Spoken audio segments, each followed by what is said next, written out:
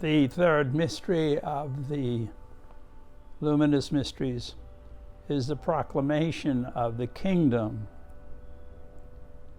And Jesus calls the apostles to follow him. We're so familiar with that. He's walking by the lake of Galilee, and there are Peter and Andrew, his brother, James and John, his brother. Their fathers have a fishing boat. They're in the business. They've probably been lifelong friends. And here, all of a sudden, this Jesus, whom they may have heard of, but apparently never met, says to them in words that we just get a glimpse of, "Come follow me." And they drop everything. That's the romantic Hollywood picture. And then there's music, and they all walk off into the sunset. But we know, if we follow the scripture, if we reflect on it, that the apostles, all of them, had their moments. Jesus says to them at one point, do you still not understand what I'm telling you? How long before you understand? He says to Peter at one time, "Get behind me, Satan," because Peter was tempting him with something that would avoid suffering and pain in Jerusalem. Judas would betray him. They would all abandon him at the arrest before the crucifixion. It's amazing. They were generous, as the scriptures say. They left everything, but not really. They had to work through it. They had to go by trial and error, but they were good-hearted. They didn't change so much. They didn't become the perfect person that Hollywood sometimes projects on the screen. They remained who they were. Peter was Peter, Andrew was Andrew, and down through the list, with their limitations and shortcomings. But what they did do is they grew more and more in their understanding of the love that the Master had for them.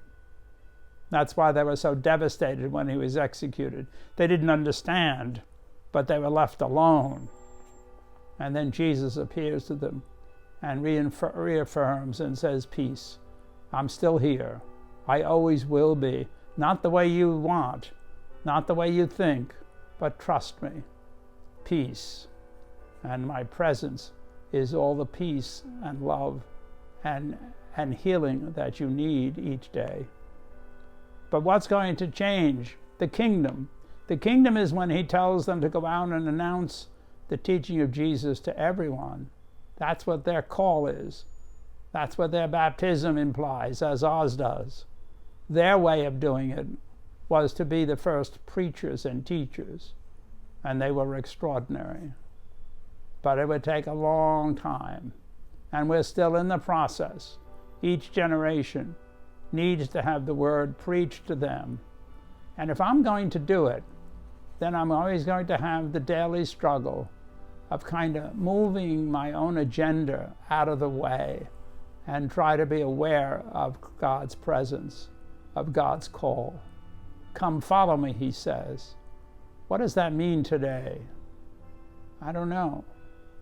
But I know there's going to be a moment, there's going to be an opportunity where if I remember God's presence and his love, if I remember his peace that he pledges through the apostles to you and to me, if I remember that I'm the kingdom in this world, I'm church, if I remember that all the sacraments are for me to be reminded of God's love and presence, then I can stand up and be counted.